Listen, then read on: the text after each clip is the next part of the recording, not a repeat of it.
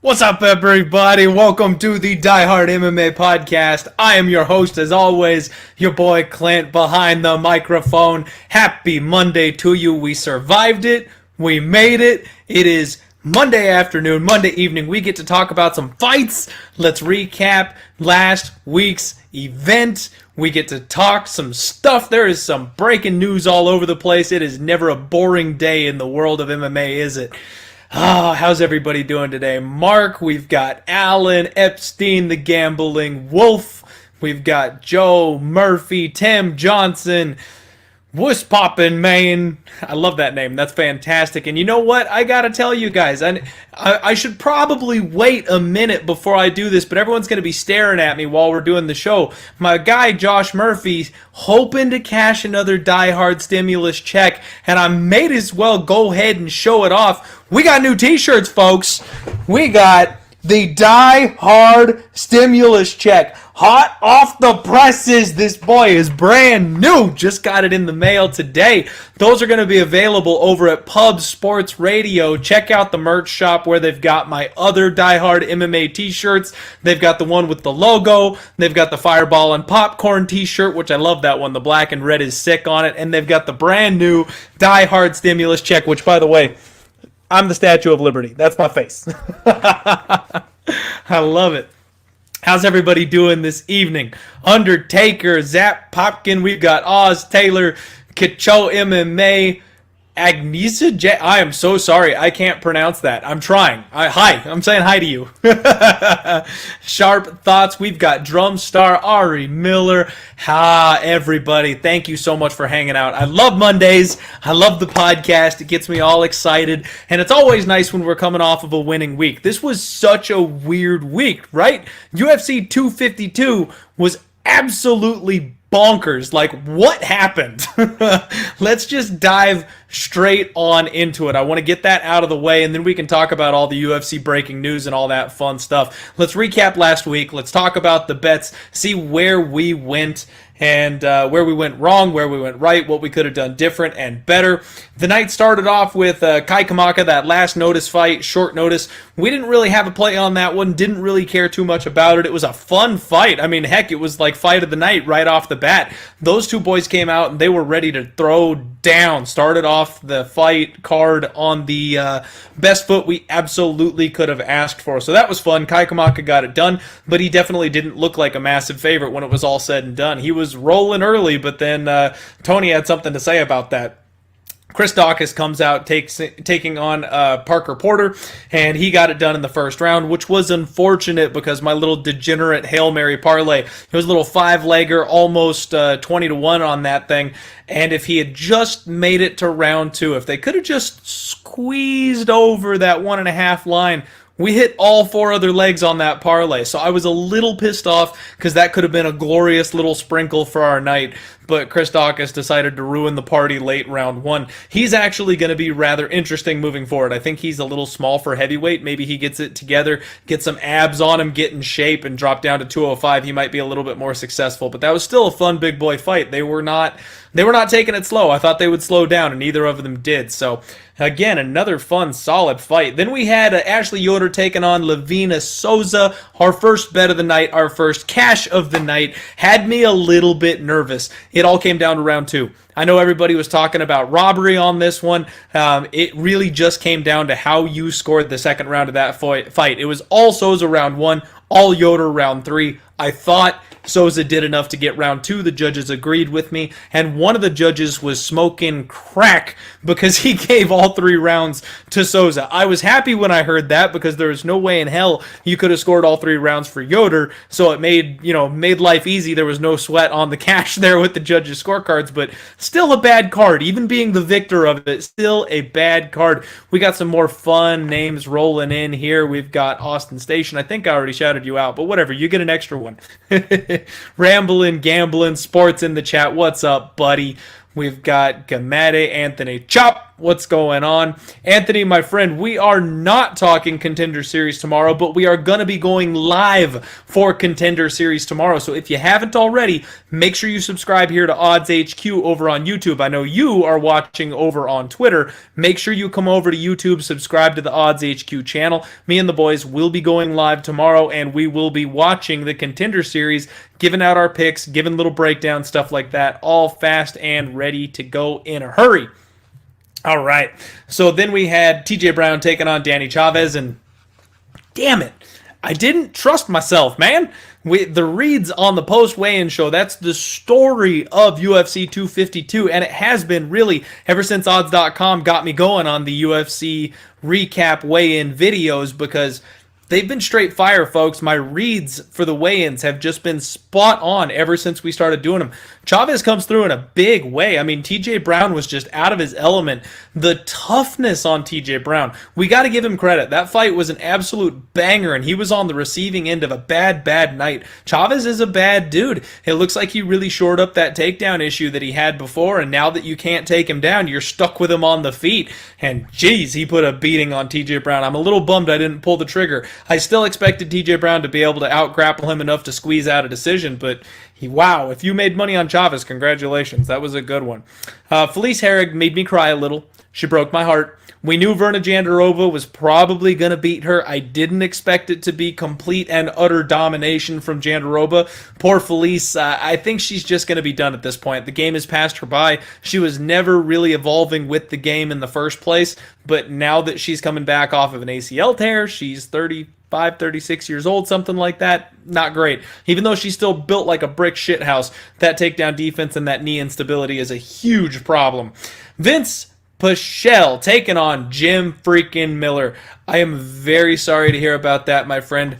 That last leg bust in the parlay never feels good. But the rest of us cashed on Vince Pichel, so your boy's a little happy about that. This was my second bet of the evening, Vince from Hell Pichel, and we sprinkled little 25, quarter unit shot on Vince Pichel in round 3, and it was so close. It was so close. He came out in round 3. He was roaring at Jim. He was the guy that was ready to go. He had the big ground and pound. You could tell that Jim was fading. He threw that giant high kick. Like, I thought it was there, guys.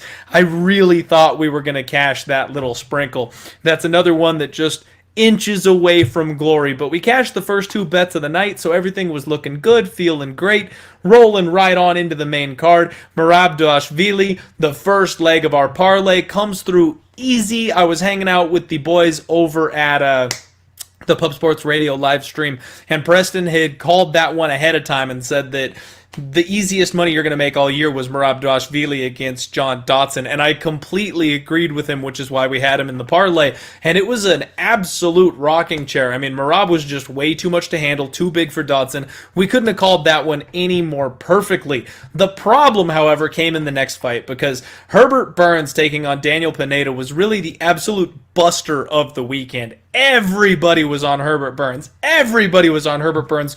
We were on Herbert Burns. We parlayed Herbert Burns. But if you tuned into the post-weigh-in video or you follow me on Twitter, you know we hedged off.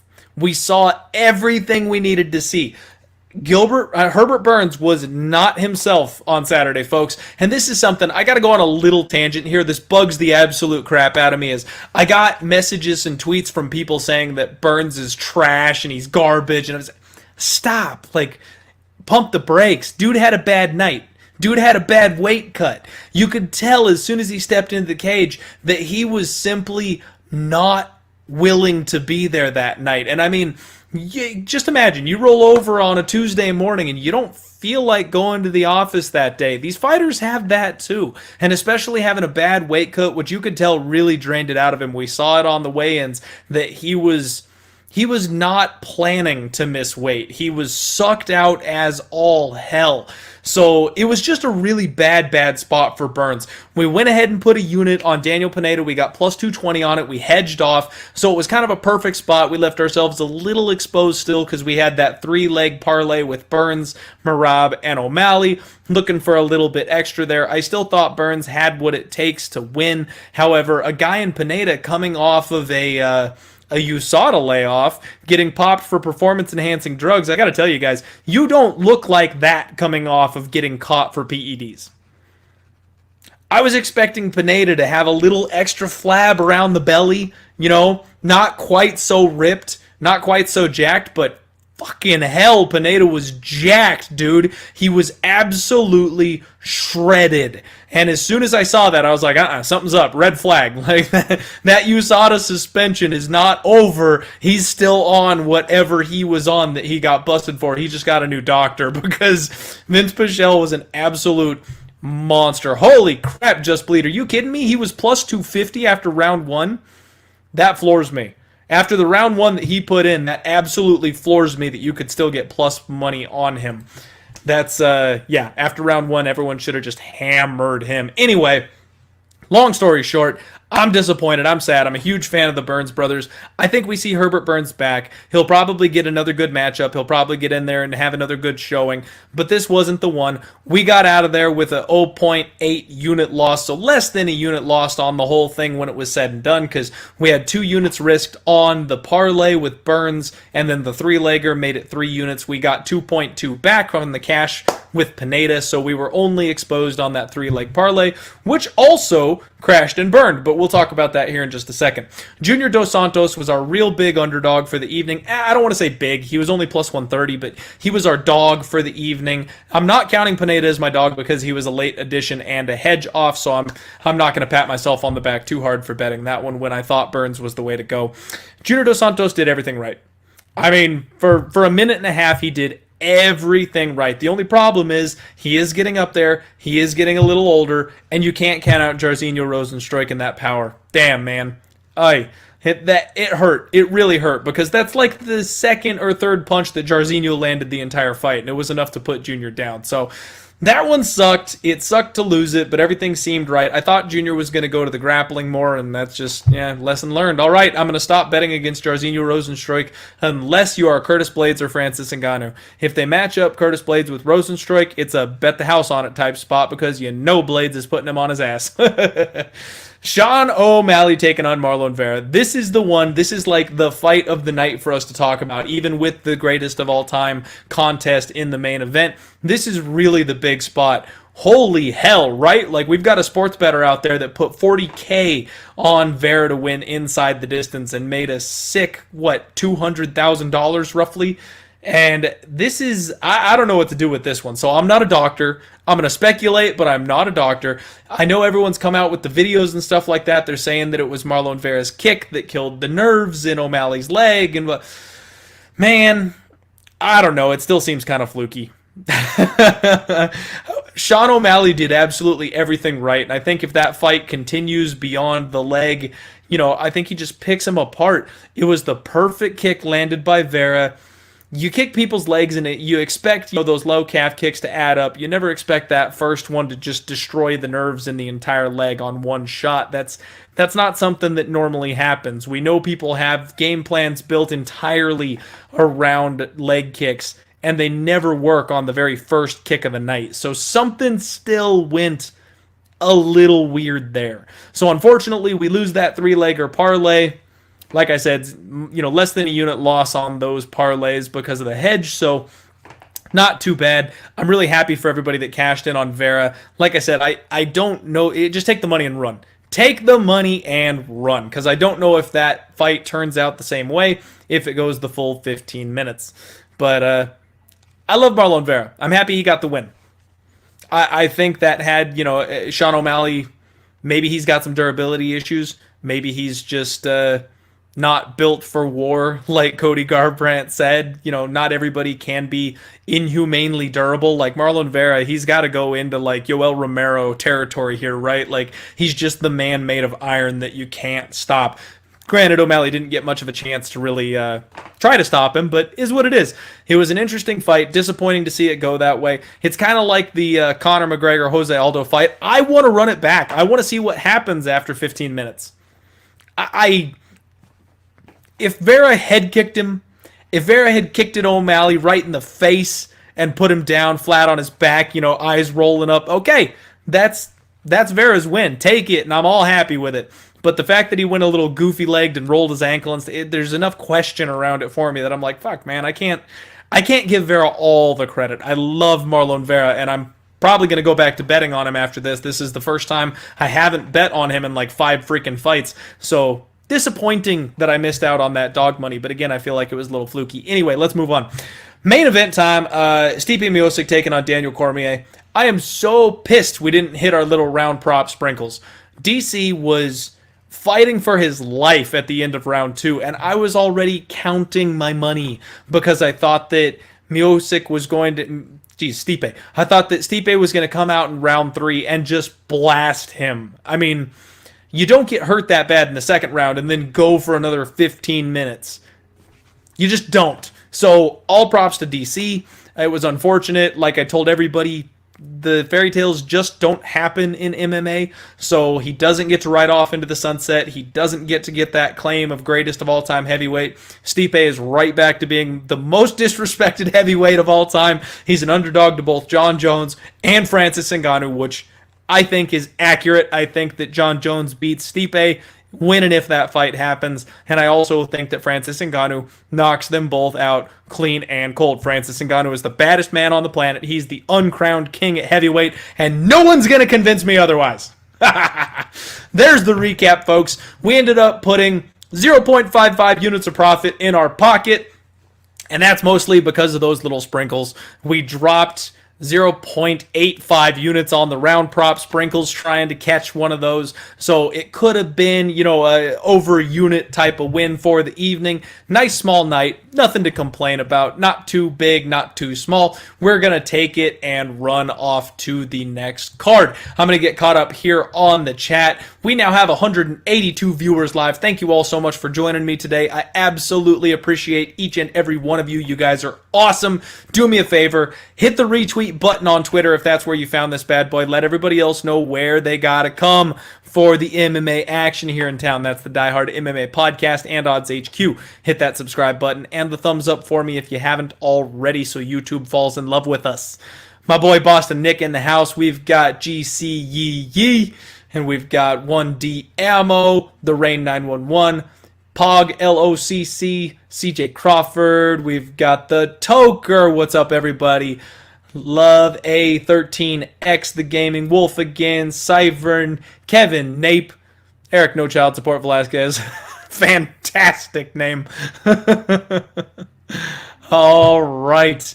Everybody, I'm sorry, there's too many names for me to reply. I can't throw them all out there. There's too many of you. Kevin Koo, what's up, buddy? Let's get it.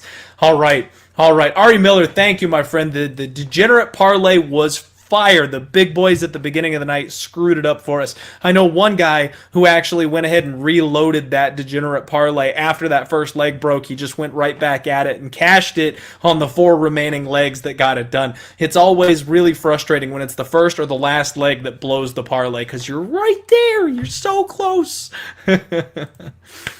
All right. Riley Winkle saying, my predictions have been off lately. Might have to unsubscribe. Well, I'm sorry to hear that, buddy. I went 7-4 last week. Not sure what else you're looking for. And really, we're profiting on the betting. So, I don't know what to tell you. We've got 199 people live viewing right now, and I want to talk about all the craziness that's happening in MMA real quick for just a minute before we get on to UFC Vegas 7. With all the new people in the chat, I want to stand up here and show it off. We got a new t-shirt. Head on over to Pub Sports Radio because this bad boy is hot off the presses. Get your die-hard stimulus check. Check it out. Isn't this thing awesome? I love it. And your boy is the Statue of Liberty. I'm loving it. Head over to the shop at Pub Sports Radio. They've got the Die Hard logo shirt. They've got the Fireball and Popcorn shirt. And they've got the brand new, hot off the presses, Die Hard Stimulus Check t-shirt. I was hoping that Stipe would win in the 4th round of the main event and we'd cash a nice big chunk there. And then I could tell you all, we've got a Die Hard Stimulus Check, so go get the shirt. But Stipe didn't cooperate with me. He felt like I poking Daniel Cormier and taking a round off instead, so... All right, so as you all probably know,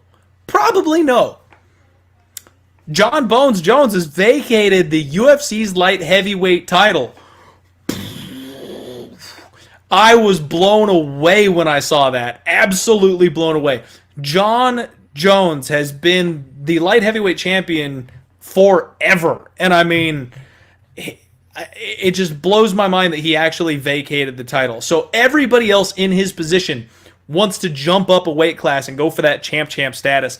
I'm shocked that he's not trying to hang on to it. Like the fact that he's just like, don't care about it, take it, fight over it, boys. Here's your scrap. Like he doesn't even want to try and take that second belt. That's a little crazy to me because I know these guys get absolutely paid for being a champion. You've got to think the champs get to double dip on that pay, and floors me. But at any rate, we've got Jan Blachowicz taking on, totally blanking on, Dominic Reyes.